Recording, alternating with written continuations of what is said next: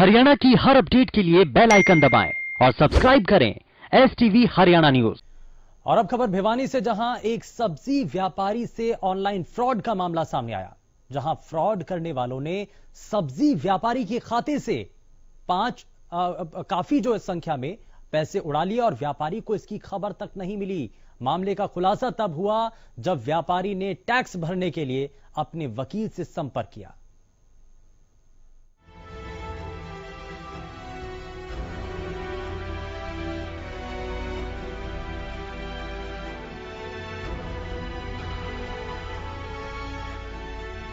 जैसे जैसे देश डिजिटल हो रहा है, वैसे वैसे साइबर क्राइम का ग्राफ भी बढ़ता चला जा रहा है। भिवानी में एक सब्जी व्यापारी से ऑनलाइन फ्रॉड कर 1-2 हजार नहीं बल्कि करीब 5 लाख रुपए की निकासी की गई। हालांकि फ्रॉड होने के दौरान व्यापारी के मोबाइल पर लगातार OTP मैसेज आते रहे, लेकिन व्यापारी ने कोई ध्यान नहीं दिया। अब आप सोच रहे होंगे कि बिना OTP डाले ट्रांजैक्शन कैसे हो सकता है, तो ऐसा लगता है कि फ्रॉड करने वालों ने पीड़ित का मोबाइल पहले ही हैक कर लिया था, ताकि व्यापारी से OTP लेने की जरूरत ही ना पड़े और ट्रांजैक्शन हो जाए। दरअसल भिवानी के MC कॉलोनी में रहने वाले सब्जी व्यापारी अनिल कुमार ने टैक्स भरने के लिए अपने वकील से संपर्क किया। वकील जब अनिल कुमार के खाते से टैक्स वेरीफाई कर रहा था तो खाते से वेरिफिकेशन नहीं हुई। उन्होंने इस बात की जानकारी अनिल कुमार को दी। अनिल कुमार ने अपने खाते से वेरिफिकेशन करने के लिए खाते से डिटेल निकलवाई। खाते की डिटेल आते ही अनिल कुमार के पांव के नीचे से जमीन खिसक गई। उसके खाते से 5 लाख रुपए की राशि निकल चुकी थी।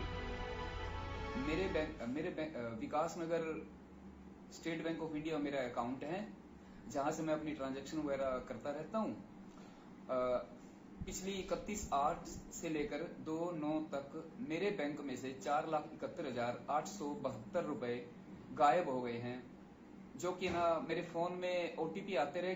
चूंकि मुझे कोई पेमेंट की जरूरत नहीं थी और फोन की मुझे इतनी आवश्यकता नहीं थी, तो मैं उस पर ध्यान नहीं दे पाया। और जब मैंने कल अपना TDS भरना था तो उसमें मैंने देखा कि ना मेरे अकाउंट में पैसे ही नहीं है। अब प्रशासन से तो मेरी यही गुहार है कि मेरे खून पसीने की कमाई है, कृपया करके इसे जल्द से जल्द इसके ऊपर कार्रवाई करके मुझे मेरे को इंसाफ दिलवाया जाए और मुझे ये मेरे पैसे वापस दिलवाए जाए। बैंक में मैंने रिक्वेस्ट लगा दी है और पुलिस चौकी में मैं एप्लीकेशन दे आया हूँ।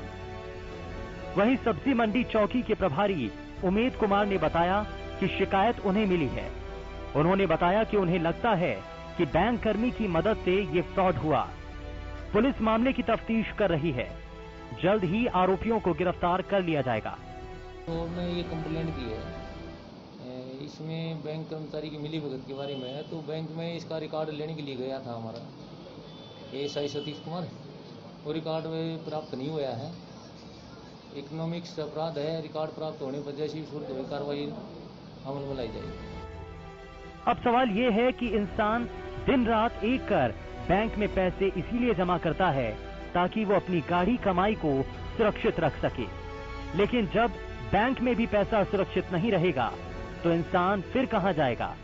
जिस तरह से बैंक से पैसे गायब हुए हैं, उससे लगता है कि इसमें बैंक कर्मचारियों की भी मिलीभगत है, लेकिन इस पर से पर्दा तभी उठ पाएगा जब तफ्तीश पूरी होगी। लेकिन एक बात तो तय है कि फिलहाल इस घटना ने जहां सब्जी व्यापारी को परेशानी में डाल दिया, तो वहीं मोबाइल पर आने वाले OTP को लेकर सतर्क रहने के संकेत भी दे दिए हैं।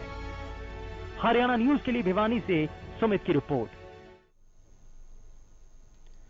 तो सब्जी व्यापारी से ऑनलाइन फ्रॉड कैसे हुआ, जरा उसको लेकर के हमने आपको अभी तक रिपोर्ट दिखाई है, लेकिन और क्या इस पर जानकारी मिल रही है, जरा वो भी समझ लेते हैं। सुमित हमारे संवाददाता सीधे हमारे साथ जुड़ चुके हैं, जरा उनसे समझ लेते हैं। सुमित, सबसे पहले बताइए कि ऑनलाइन फ्रॉड ये कैसे हुआ और कैसे इस बारे में उनको जानकारी मिली है।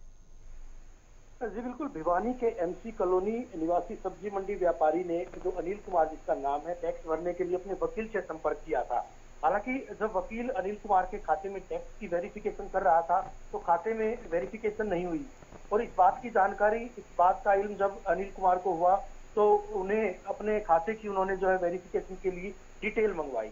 लेकिन जिस वक्त उन्होंने खाते की डिटेल मंगवाई तो उनके पाँव की जमीन जो है पांवों तले की जमीन खिसक गई, क्योंकि वजह ये थी कि उनके खाते से 5 लाख रुपए की राशि जो है वो गायब थी। जब उसकी डिटेल देखी गई तो सिलसिलेवार तरीके से 5 लाख रुपए की रकम जो है उनके खाते से निकलवाई गई थी, क्योंकि 30 अगस्त से 2 सितंबर तक की राशि निकलवाई गई थी और अधिकतर जो राशि थी वो ऑनलाइन खरीद करने पर फ्रॉड करने वाले ने खर्च की थी। लेकिन सुमित, अगर कोई भी ऑनलाइन खरीद होती है या कोई भी ट्रांजैक्शन होती है और खास करके बड़ा अमाउंट अगर होता है तो उसमें सबसे पहले ओटीपी पूछा जाता है, तो आखिर ये ओटीपी उन तक कैसे पहुंचा जो जालसाजी कर रहे थे?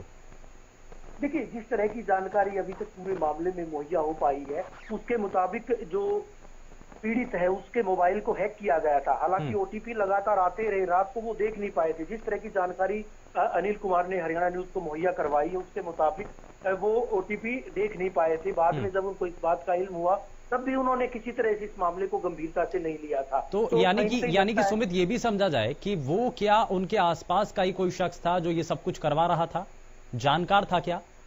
जाहिर तौर पर हो सकता है बैंक कर्मचारियों की, क्योंकि जिस तरह का अंदेशा पुलिस के द्वारा भी जताया गया है कि जो इस पूरे प्रकरण में, पूरे मामले में जो शातिर बदमाश है उसके साथ साथ बैंक कर्मचारी की भी किसी की संलिप्तता हो सकती है। लेकिन ये तो जांच का विषय है, जांच के बाद ही ये कहना मुनासिब होगा। बिल्कुल, ये जांच के बाद ही साफ हो पाएगा कि असल मायने में कौन है इस सब के पीछे। बहुत शुक्रिया सुमित इस पर जानकारी देने के लिए। तो अभी तक आपने ये देखा कि 5 लाख रुपए एक सब्जी व्यापारी के खाते से निकाल लिए जाते हैं, पहले उसके फोन को हैक कर लिया जाता है और उसके बाद जो लाखों रुपए की रकम है उसके बैंक अकाउंट से निकाल ली जाती है।